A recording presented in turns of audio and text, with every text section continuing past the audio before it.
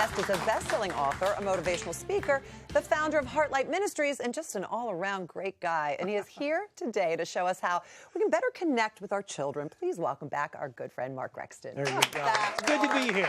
It's good to be here. Happy New Year. Well, thank you, and Happy New Year to you guys. Thank you very much. So you say when it comes to our children, we should not judge a book by its cover. What do you mean by that? Well, we have the tendency to always want to control behavior. Yeah. Behavior is the visible expression of the invisible issues that are happening on the inside of a child. And so the tendency is to say, well, I need to stop their behavior. Well, you can stop their behavior, but if you don't change their heart and get to the root of the issue, the behavior will only come up again at a later time. And so it's important to say, how am I going to deal with the real issue of what's going on? Whether your child is 4 years old, 14 years old, or 24 years old, it's getting to the root of the issue. Yeah, and we know it's important to ask our kids questions. You're always hearing that. Talk to your kids, ask them questions, but why is that so important? Well, it gets them to think. It's kind of the Socratic method. I mean, instead of always saying and telling them what to do all the time, as you start to move into adolescence, if you want to teach your child how to think, you start asking questions in such a way that lets them do something, rather than this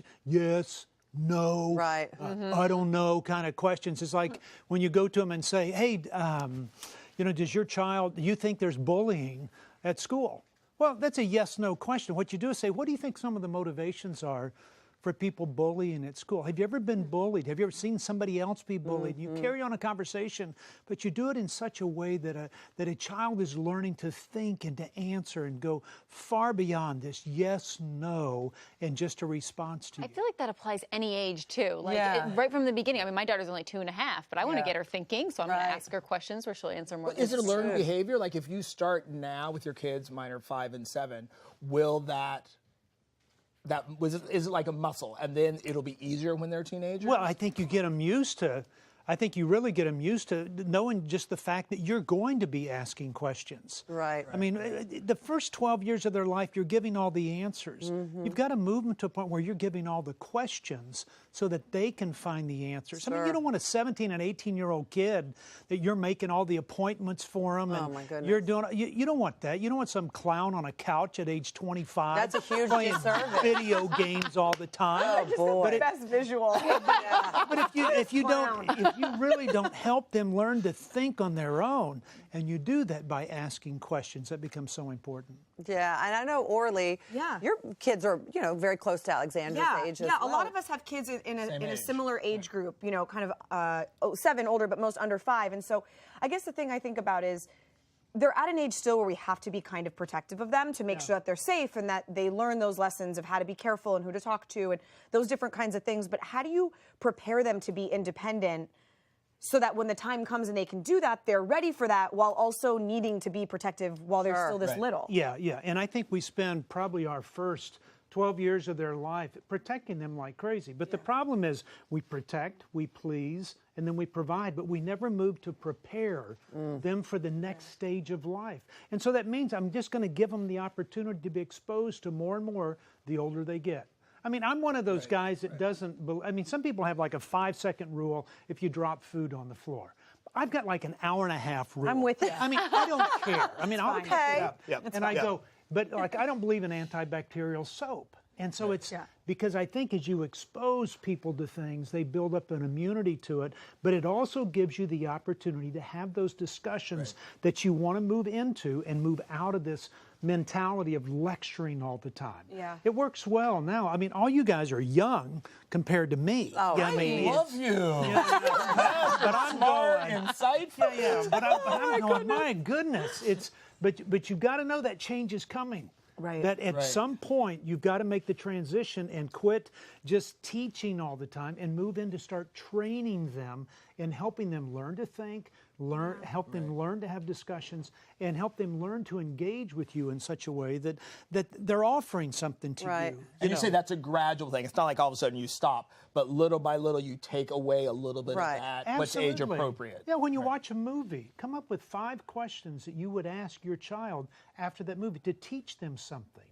So they can reflect, not only just so they can learn something from the movie, but they can learn to think and reflect upon what they've just seen so that they can engage differently with you. And you can start that at 4 and 5 years old. Well, inevitably, as our children are growing, they will do things wrong. as children do, as they're learning. So there needs to be consequences for when a kid does something wrong. But you say a parent's approach to the consequence is just as important, if not more important, than the actual punishment or the correction. Yeah. What do you mean by that? Well, I mean, is it more of a problem for you to have a child do something wrong, or should it be them that's doing something wrong and feel the full brunt of it? Sometimes we take that as a personal affront, and a child's not coming back to get back at us. But at the earlier age, of course, we have consequences for things so that they feel some sense of pain, so they quit doing what they're doing. Right. A child will continue in inappropriate behavior till the pain from their behavior is greater than the pleasure they get from it. We were just talking about this earlier this morning. Wow. Yeah. Just now. Yeah. So you let them have the fit. Well, I think that was our but then conversation. you need to ask the question and say, wait, tell me what's going on here.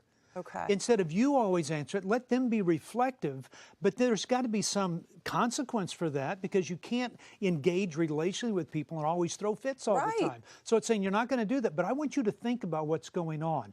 And it doesn't mean you get out of the pain.